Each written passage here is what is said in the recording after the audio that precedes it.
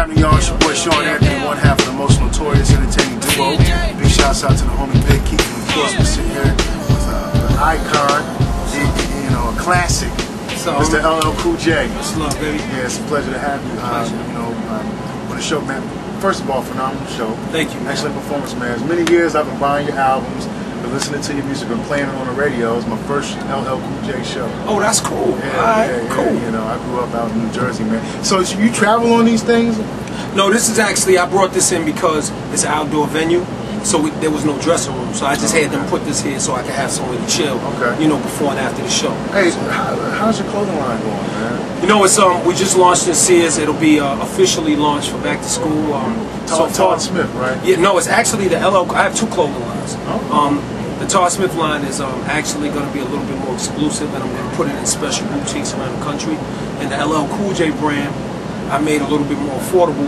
You know what I'm saying? And that's going to be in, you know, all the Sears throughout the country. You know what I'm saying? Like, so it's what I'm wearing now. Like, you know what I'm saying? So that's going to be everywhere. Is there any way I can get a comfort shirt? I got you covered. I got you covered. We're going to take care of you. I'm going to send you a box. I appreciate that, man. No doubt. I know we talked earlier, you know, a little bit, the album Exit 13. Yeah. I've been talking to a couple of your people behind the scenes, and they said that you've been putting a lot of work in this, which you always do in everything that you do.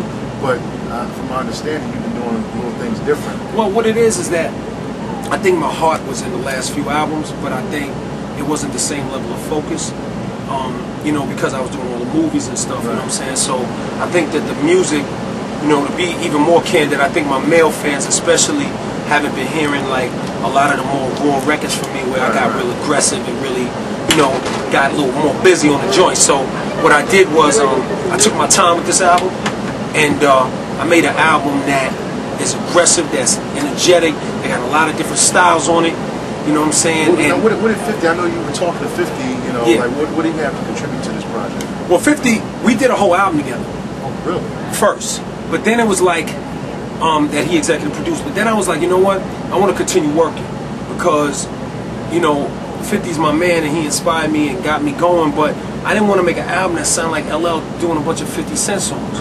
That would have been a problem. You know what I'm saying? I think I've been doing this too long to come too far. Did he help you stretch a little bit? He inspired me. He just really inspired me and got me back hungry. Like it's kind of like just getting on the basketball court, just playing with some cat.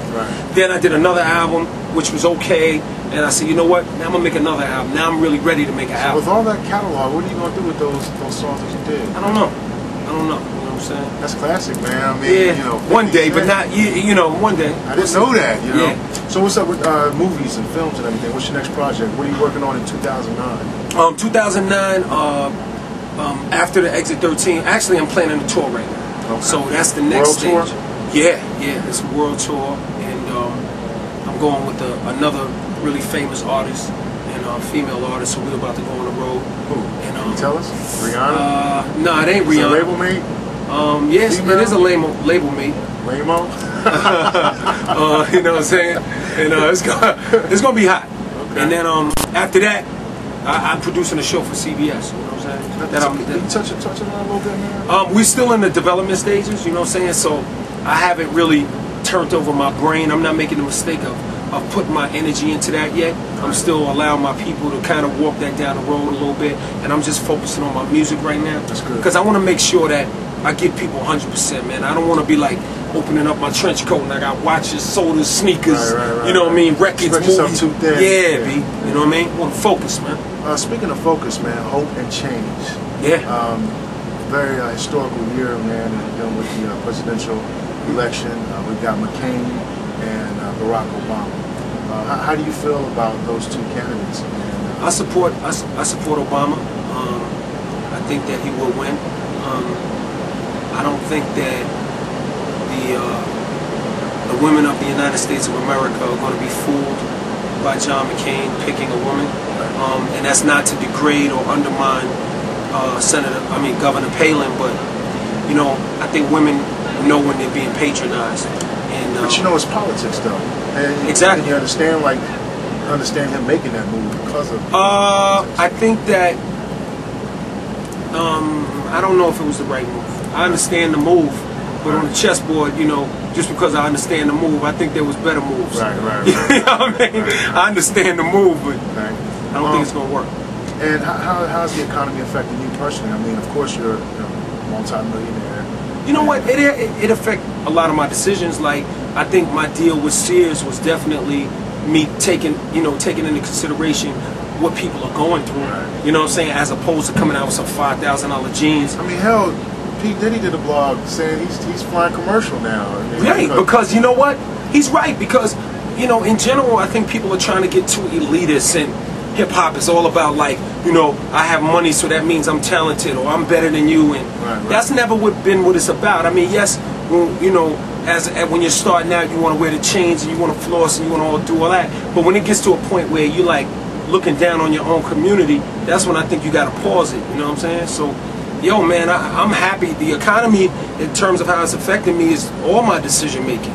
You know, the ticket prices, the clothing in Sears, you know, how I'm traveling, what I'm doing. Like, I'm totally sensitive to that. Like, I don't, you know, I'm not trying to be above the people, and I'm in here with everybody else. You know what I'm saying? In closing, I know you got fans out there who want to meet you and take a lot of pictures with you.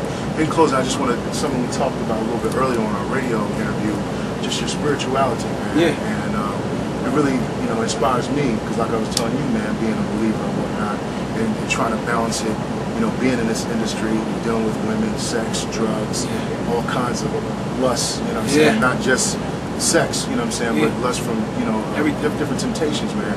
Can you tell the people on camera, how do you deal with it as a Christian, you know? Well, one thing I can say, first of all, is that I'm not perfect, you know what I'm saying, and I don't claim to be perfect, and I've never been perfect in my life. But that being said, I am a guy that tries to live his life correctly and in a positive manner, you know what I'm saying, and you know, making my family a priority, you know what I'm saying, and you know, paying my tithes and supporting my community and trying to, you know, make moves that inspire the community and lift people up, you know, and if I could do that, then I think I'm doing my job, you know, but that's about it, you know. I can't claim to be a pastor, you know what I'm saying, I don't claim to be up to those standards, you know what I'm saying, but at the same time, I'm a loving human being that loves his family and cares about his community and wants the best for all the people around him, you know what I'm saying, and that's how I try to live it. Like, I would never grieve the Holy Spirit and start talking like I'm better than I am, you know what I mean? Yes, sir. But I totally have faith in God. I believe it works.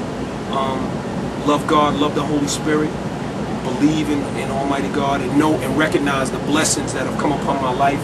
I realize that I wouldn't have gotten this far without God blessing me. Real quick, piggyback on that, how do you surround yourself with you know, the right type of people? You know what, it's really about just the energy, you know what I'm saying? It's really about people, you know, executing and performing.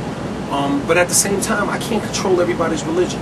And I don't try to, yeah, you want to be equally yoked, but you don't want to be so heavenly that you're no earthly good. So, you know, I think that we kind of got to let people do their jobs and just don't let anything that they're doing bleed over into what you're doing. Especially just be a light. Yeah. Absolutely. Absolutely. Hello, Cool J. I appreciate your time, Much man. love, y'all.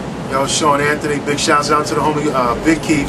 It's the most notorious entertaining duo with LL Cool J. September 9th, exit 13, boomdizzle.com. Check it out. I had a girl that feel this way, even though I had to pay. Shorty, I'm your baby. Everybody put your hands in the air.